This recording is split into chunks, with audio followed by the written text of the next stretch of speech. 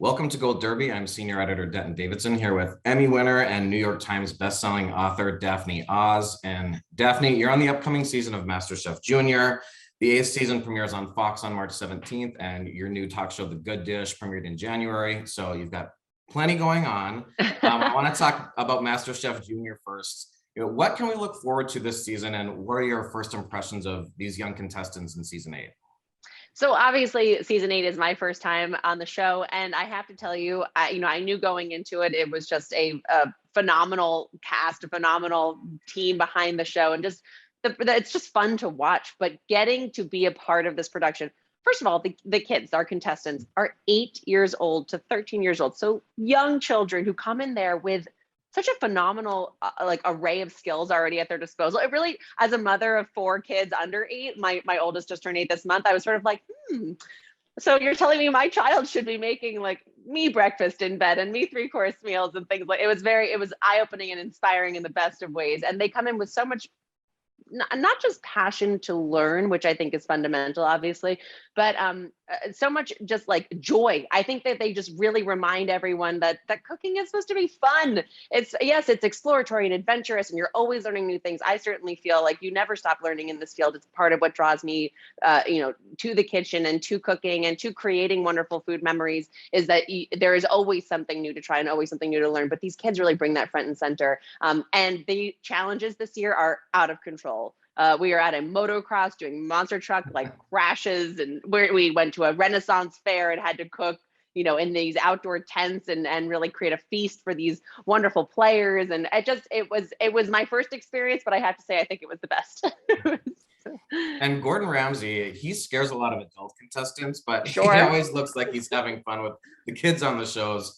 Prior to MasterChef, I know you've done like a demo on the show before, but what was your relationship with him before? And was he what you expected when working with him?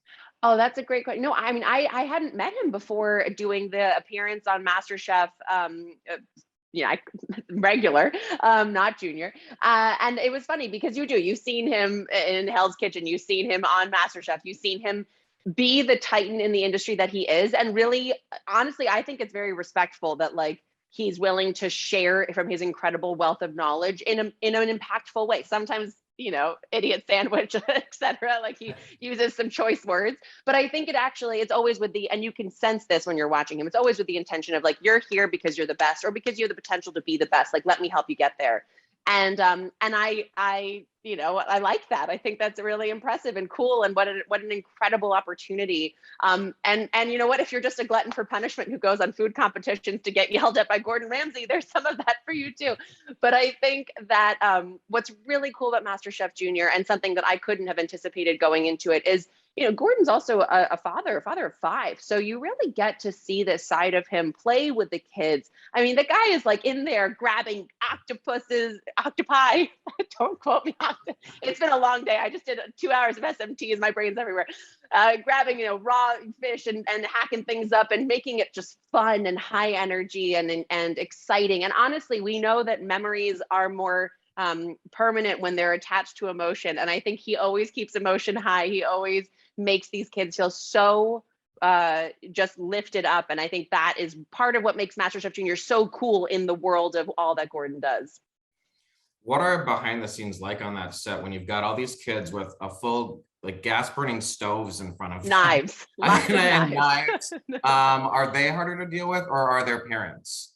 Oh, that's funny. We don't actually have a lot of interaction with the parents, I think for obvious reason, just to keep everyone, on the same level and everything. But honestly, as a parent myself, I think about them all the time because I'm like, oh, it must be so, of course you want to, look, this is a stressful environment and they're 8-year-olds, like they're going to have hard moments. They're going to, and even our 13-year-olds, like the range, it's a really high pressure, high stakes. It's enough to make a lot of adults crack. So you do have these moments where your instinct is to like rush in and help, but they actually power through in phenomenally strong ways. Like I was very inspired by the level of growth over the course of the season, by how much skill set these kids come in with, but how much they're absorbing. And they're like little sponges. Every single week they're coming back, showing us new and better skills, exploring their own profiles, their flavor profiles, so much more, but still being willing to be very independent. I think that's something that that Aarón and Gordon and I deeply care about, is like, we're not trying to shape these kids into only cooking a certain way or only liking things that we like.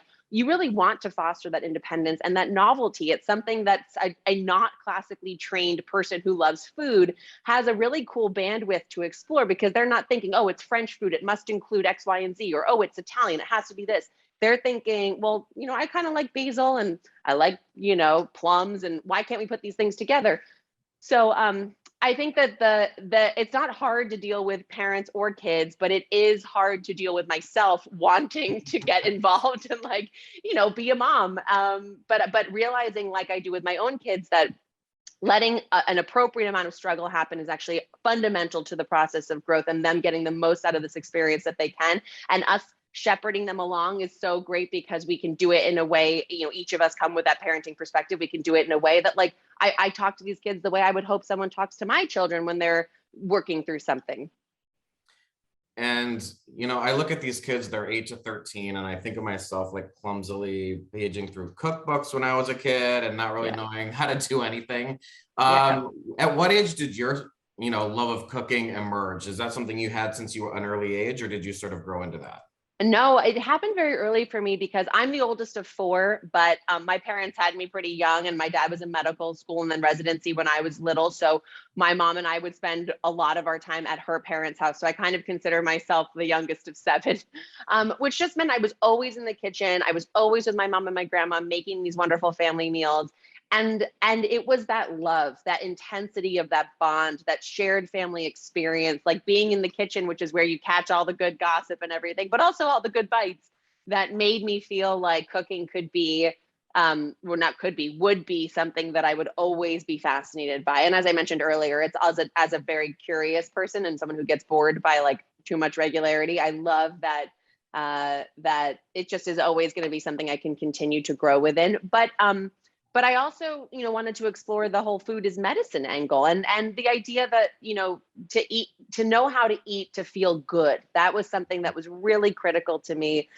So in my own cooking, I'm always looking for, healthy swaps and ways to make comfort food feel like something you can enjoy on the regular. But obviously also always going in for my indulgent moments. But I think having that early on and having that comfort in the kitchen early on was really incredibly important to being able to see that cooking and food and creating these wonderful food memories for people that I love is how I add joy to my life every day. It's like one of these special things that I think people forget. Your kitchen is a place to go as an adult.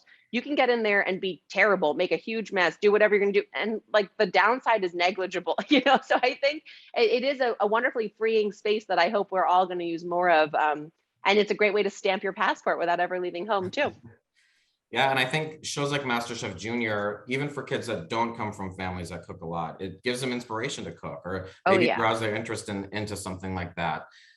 I have never been part of a show that more friends with children have like reached out to me like, when is this show on the air? I can't, because it's great family viewing and kids are obsessed. And I have, as a fringe benefit to the parents, once your kids get obsessed with food television, they're going to want to get in the kitchen and start experimenting with you. I get asked questions all the time about picky eaters, and it's just exposure. It's like, show your kids some ways that they can take foods they love and add some new things into it, or let them be a part of the experience of picking out what's for dinner. And even if you're not making something, super exotic or healthy, they're not being afraid of the food, not being afraid of the kitchen is going to make them so much more excited to try and play in the world of food. So definitely make sure you tune in to MasterChef Junior as a family. It will do you a world of good.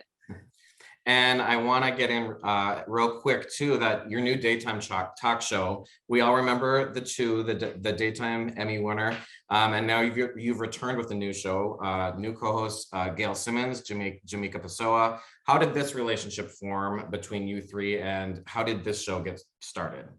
Yeah, thank you so much. So we've known each other for years and years. Jamaica and I actually met on the set of The Chew at the very beginning of that show. Gail and I have known each other for years as well. The Good Dish really came about as a segment on the Dr. Oz show that we've been running for the last 3 years, or pre-pandemic. We were in the process of having it launch as its own show in that time. And then obviously the pandemic put lots of creative projects on hold. Ours was one of them. We have continued the conversations throughout the years, though, because it was really like, as you said, the Chew was a beloved program. People really, I think, more than ever are hungry for food content. You've seen that in the explosion on TikTok, on Instagram, of just like beautiful, incredible displays of what people are making at home. And I think there's never been a higher need for that connectivity, that bright spot on TV, that place you're going to go to relax and enjoy yourself and learn a little something, but also be entertained and hang out with people you like. And so when we were presented with the opportunity to fully launch as a show, we did it in about a month, which was wild and intense and amazing. But the beautiful part is that Gail and Jamaica and I already are friends and already know each other well, and already have been doing a version of the show for long enough that like we understood that synchronicity. And then our team has been working together for the better part of 13 years, are so phenomenal. I mean, they are the reason we were able to launch and get off the ground that quickly. And we've been on the air since early January, cooking up a storm, having fun. We always answer the question, what's for dinner, which I think is a daily stressor to people who get home from work and you're like, I don't even know what I have in my fridge. What am I going to make tonight? And so we keep it simple but elevated. We're going to make you feel confident and feel good in the kitchen. You're going to come and never feel stressed out at the end of a show. It really is about that bright spot, everything delicious in daytime, and we're having a great time doing it. Well, MasterChef Junior Season 8 premieres on Thursday, March 17th at 8/7 Central. The Good Dish is on weekday mornings. Check your local listings for that. And Daphne, thanks so much. Thank you. Thank you so much.